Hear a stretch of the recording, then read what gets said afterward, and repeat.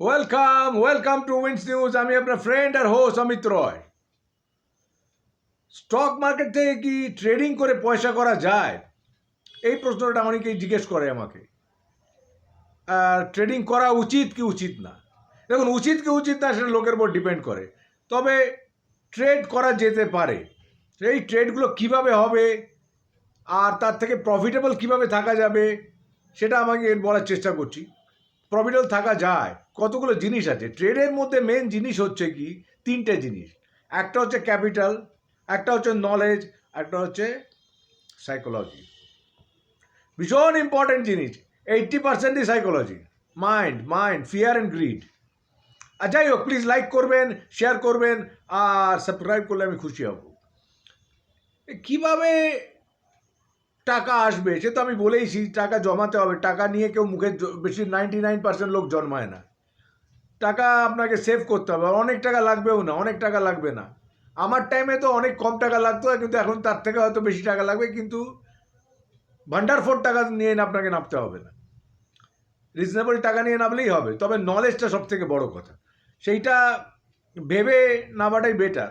জেনে জিনিস না জেনে নামাটা ভালো নয়। সকলে করছে, আমিও করছি, করে দেখি হাত পোড়াই। তবে যতই আপনি জেনে নামুন, একটু আপনার হাত পড়বেই। এরকম কোনো লোক নেই যার হাত পড়েনি। আর ট্রেডে তো জিনিসটাই তো আনসার্টেনটি। যে কোনো ট্রেডই, যে কোনো বিজনেসই আনসার্টেন, তবে এই বিজনেসটা আরেকটু বেশি আনসার্টেন। তবে আনসার্টেনের মধ্যে মজা আছে। তো ট্রেড করা যেতে পারে, নিশ্চয়ই যেতে পারে। কীরকমভাবে ট্রেড হবে, ডেলি ট্রেডিং করব না সুইং ট্রেডিং করব না লং টার্ম ট্রেডিং করব? দেখুন, ট্রেড ইনভেস্টমেন্ট এগুলো আলাদা আলাদা জিনিস, এই নিয়ে বলার অনেক জায়গা আছে। তো আমি আজকে স্পেসিফিক ডেলি ট্রেড আর মোটামুটি সুইং ট্রেডের উপরই কথা বলবো। একদিন পুরো একটা সুইং ট্রেডের উপর ভালো করে একটা ভিডিও করব, কিন্তু আজকে আমি মোটামুটি ডেলি ট্রেডের উপরই বলছি। দেখুন, ট্রেড একটা বিহেভিয়ার ব্যাপার। প্রফিট করতে হবে, প্রফিট এইভাবে হয় না। আগে আপনাকে শিখতে হবে খানিকটা। আগে আপনাকে বুঝতে হবে আমি কতটা থাপ্পড় খেতে পারবো, কত টাকা লাগালে আমি ওই থাপ্পড়টা সহ্য করতে পারবো। এমন থাপ্পড় খাবো যেটা আমি আর কোনোদিন ফিরে যেতে পারবো না, এরকম ভাবা চলবে না। তারপরে একটা জিনিস, চার্ট থেকে অনেকে করে, মুভিং অ্যাভারেজ একটু জানলে ভালো। তারপরে মোমেন্টাম দেখে ট্রেড করা উচিত ডেলি ট্রেডিংয়ে। যে সবগুলোর মধ্যে মোমেন্টাম আছে। দেখুন, অনেক রকম বইয়ে এই আপনার সেন্সেক্সের মধ্যে অনেক রকম ক্যাটাগরি আছে। First category, second category, third class category.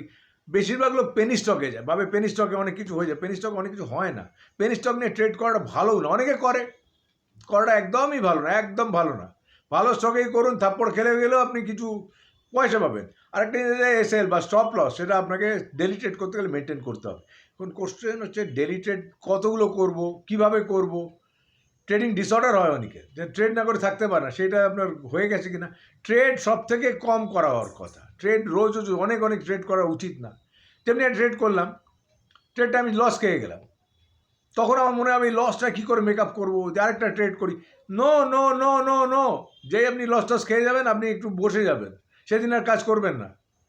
যে কম ট্রেড করে সে অনেক চালাক লোক। যেমনি আমরা ক্রিকেট খেলতাম, আমি ওপেনিং ব্যাটসম্যান ছিলাম। তো তখনকার খেলা অন্যরকম ছিল, এখন তো মারতেই হবে। তখনকার খেলা অন্যরকম ছিল। তখন ছিল আপনি কটা বল খেললেন না। আমার গুরু ছিল সুনীল গাভাস্কার, জেফরি বয়কট। আমি খুব ওদের দেখতাম, কত খেললো না। এখন আপনার কিন্তু স্টক মার্কেটের জিনিস হলো কতগুলো জিনিস আপনি করলেন না, সেটা ভীষণ ইম্পর্টেন্ট। যে কি কতগুলো করলাম তার থেকে করতেই হবে। ট্রেড এরকম কোনো মানে নেই। একে তো আপনাকে জেনে আসতে হবে, দুই হচ্ছে আপনি কতগুলো ট্রেড করবেন না আর কতগুলো ট্রেড করবেন। অনেক ট্রেড করলে তো ফ্রিকশন ক্রিয়েট হবে। তাহলে আপনার এসিটি ব্রোকারেজ অমুক তমুক দিয়ে আপনার কিছু ভাড়ে ভবানি হবে, কিছুই লাভ হবে না। একটাই ট্রেড করুন, ভালো করে করুন এবং একটু জেনে করবেন। যেগুলোর মোমেন্টাম আছে সেগুলো জেনে করাই ভালো। আর সবসময় না বড় ট্রেড করতে যাবেন না, এটা কিন্তু খুব বড় কথা। বড় ট্রেড করবেন না, বড় পজিশন নেবেন না। ডিফেন্সিভ খেলুন।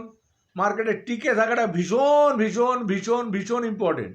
মার্কেটে থাকলে আপনার অটোমেটিক পয়সা আসবে। কিন্তু আপনি আপনার মূলধনটা ওয়াইপ আউট করে দেন, দিয়ে বেরিয়ে যান মাথা নিচু করে, আর আপনি খুব বেশিরভাগ সময় কাম ব্যাক করতে পারবেন না। অবশ্য অনেকে টাকা জোগাড় করে আসে, কিন্তু সে তখন একটু ছ্যাঁকড়া গাড়ি হয়ে যায়।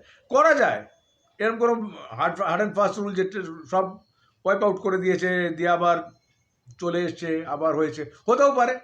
আমি এটা পক্ষপাত, ওয়াইপ আউট করবে কেন? ওরকম রিস্ক নেবে কেন? রিস্কটাকে বুঝতে হবে, ভীষণ ইম্পর্টেন্ট। রিস্কের সঙ্গে সাইকোলজি খুব ইম্পর্টেন্ট, গ্রিড খুব ইম্পর্টেন্ট। দেখুন আমি 2-4টে বিগিনার্স লাগ বলছি, অনেকে করলে অনেক পয়সা পেয়ে গেল, তখন তাদের লোভটা বেড়ে গেল। সেই সময় হচ্ছে আসল খেলা। আপনার যখনই পয়সা পেয়ে গেলেন কোরআন ট্রেড করে, আপনার তখন লোভ বেড়ে যাবে। আর 50টা কিনে করলেন, 100টা কিনে করলেন, তখন আপনার লোভ বেড়ে গেল। কিন্তু আরে শালা আরেকটু বেশি করে করি তো, আরেকটু বেশি করে করি তো, আরেকটু প্রফিটটা বাড়ি, তখনই আপনার কন্ট্রোল লাগবে। আর তারপর একটা না, আমি সব জেনে গেছি, আমার লোকের দরকারই নেই, এরকম একটা মনে হয় সকলেরই হয়। আর এটা আমারও হয়েছে, এরকম কোনো ব্যাপার নেই যে আমার হয়নি, এরকম কোনো ব্যাপার নেই যে আমি মহাপুরুষ আমার কিছু হয়নি, সকলেই আমি অনেক জানি। ধর কী আছে, আমি ট্রেড থেকে বের করে নেবো, ঠিক, কিন্তু এটা হয় না। আপনি ট্রেড করছেন না, মার্কেট ট্রেড করছে, মার্কেট প্রফিট দিচ্ছে, এটা মনে রাখবেন। আপনার হাতে খালি কেনা আর বিক্রিটা আছে, মার্কেট ওঠা না বা কিন্তু মার্কেটের হাতে। কেন মার্কেট বাড়ছে কমছে? বিকজ যখন বাড়ছে লোকেরা কিনছে, যখন বেচছে লোকেরা বেচে দিচ্ছে, যখন কমে যাচ্ছে লোকেরা বেচে দিচ্ছে, যখন বাড়ছে লোকেরা কিনছে। এটাই নিয়ম, এইটাই ইলাস্টিসিটি। তা ভাবতে হবে কত দূর আপনাকে ইলাস্টিক টানবেন, সেটাও একটা ভাবতে হবে। একটা ইলাস্টিক তো টানতে টানতে যে উপরে যেতে পারে না। শুধু মুভিং অ্যাভারেজ বলে একটা বস্তু আছে, এটা জেনে নেওয়া ভালো।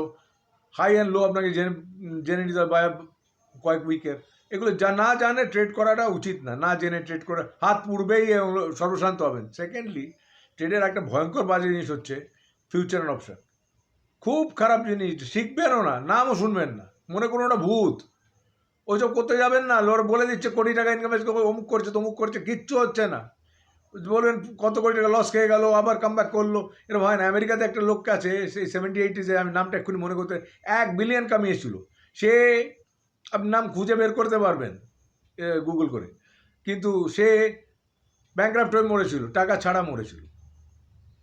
কোনোটাকে লাইটলি নিয়ে নেওয়া ভালো নয়, লাইটলি নিয়ে নেওয়া। সেই লোকটা একদিন অনেক টাকা কামিয়েছিল, সেই লোকটার নাম আপনি খুঁজে বের করুন, আমি নামটা মনে করতে পারছি না রাইট নাম।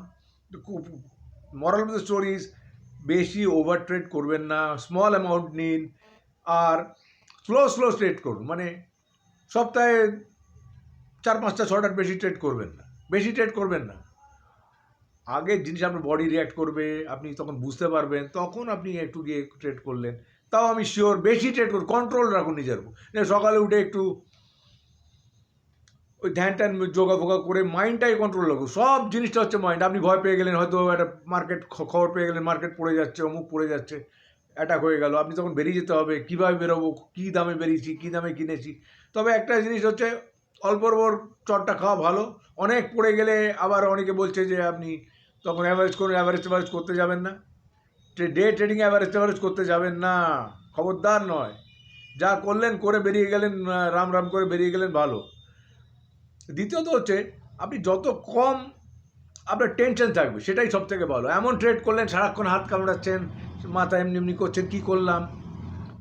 আর লোকের মধ্যে একটা জিনিস থাকে, প্রফিট করে নিলে না, লোকের মধ্যে থাকে কি, আর একটু বেশি টানলে ভালো, আর একটু বেশি গেলে ভালো। এরকম করবেন না, একটা মডারেট এক্সপেকটেশন রাখবো যে আমি এরকম 10-20% প্রফিট করবো, 18% প্রফিট করবো।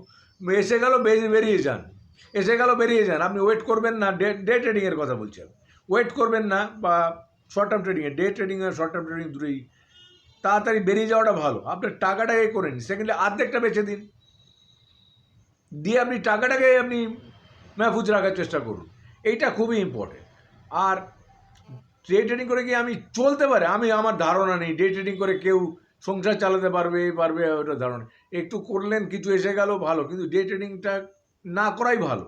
ডে ট্রেডিংয়ের কোনো, আর এখন এমন সমস্ত অ্যালগোরিদম এসে গেছে, এমন সব ভলিউম এসে গেছে, এমন সমস্ত অপারেটর এসে গেছে, তারা বড় বড় রেঞ্জে কাজ করে। আপনার ফিঙ্গার কাজ করবে না এত ফাস্ট। হিউম্যান ব্রেন আজকাল সেভাবে কাজ করবে না। আপনাকে ওই বলবে এই সফটওয়্যার কেন, ওই সফটওয়্যার কেন, এগুলো করার কোনো, আমি খুব একটা পক্ষপাতী নই। যদি কেউ করতে চায় করতে পারে, আগে হতো, এখনও ভালো হয়। তবে সুইং ট্রেড করা, পজিশন ট্রেড করাটাই একটু বেটার, অনেক সেফ। এই বক্তব্য, বেশি ট্রেড করে, বেশি গভর্নমেন্টকে ট্যাক্স দিয়ে আপনার দিনরাত্রির টেনশন নিয়ে এগুলো করার কোনো মানে হয় না। আপনি নিজে বের করুন, আমি 50টা ট্রেডার এবং সেবির রিপোর্ট পড়ুন, দেখুন 100 জনের মধ্যে প্রায় 90 জন পারছে না। আর এই দেখুন না, স্টক মার্কেট লোকে জয়েন করে তো বাই বাই করে চলেও যাচ্ছে কত লোক। কেন? ট্রেড ঝাড় খেয়ে লস বুক করে পালিয়ে যাচ্ছে। তো এরকম অবস্থা আসতে দেবেন কেন? আর খুব ভালো কোম্পানি কিনবেন, কোনো ফাটকার করতে যাবেন না। কয়েকটা কোম্পানি ইন্ডেক্সকে ওঠায় নামায়, সেই সব কোম্পানির মধ্যে থাকার চেষ্টা করবেন। 2-4 দিন দেখে করবেন, এটাই নিয়ম। আর ডেফিনেটলি আপনি যদি একটু দেখে করেন আপনার ভালোই হবে। আপনি মার্কেটে টিকে যান, you'll do very well in long run. আপনাকে জীবনে মনে করুন কেন আমি মার্কেটে ঢুকতে পেরেছিলাম, ভগবানের ব্লেসিং ছিল, আমি ঢুকে গেছিলাম, এর মনে আসবেই আপনার। সাকসেস এত সুইট স্টক মার্কেটের, আপনি কল্পনা করতে পারবেন। এই যে লোকগুলো বলছে মার্কেট অপারেটররা ফেলে দিচ্ছে অমুক তমুক, রাবিশ কথা। তো আর নিজে হারছে নিজে জিতছে, নিজে হারছে নিজে জিতছে, উল্টো পাল্টা লোক টিপ পাঠাচ্ছে, ওইসব টিপ ফলো করছে। কেন করবেন আপনি? নিফটি সেন্সেক্সের মধ্যে থাকুন, নিফটিগুলোর বুঝুন, নিফটি কত বছরে কি হয়েছে এগুলোর ভাবুন, নিফটি স্টক কোন স্টক ভালো করছে। আর না পারলে মিউচুয়াল ফান্ড করুন, না পারলে মিউচুয়াল ফান্ড করুন, কিন্তু ডে ট্রেডিং থেকে বিরত থাকাই ভালো। Thank you very much again. Please like করুন, শেয়ার করুন, সাবস্ক্রাইব করুন। Thank you again, best wishes.